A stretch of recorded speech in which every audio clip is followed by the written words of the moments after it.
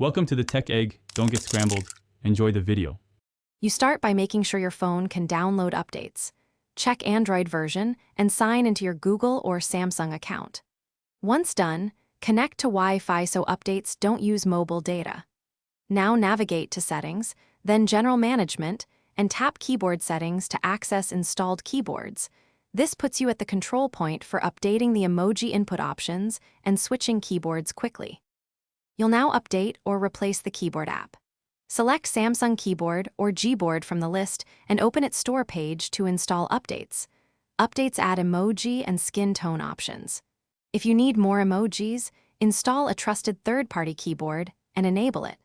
Make sure to grant required permissions for input and storage so emoji assets and language packs can download and work properly.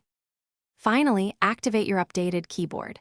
Go to Settings right arrow language and input right arrow on screen keyboard and set the updated keyboard as default.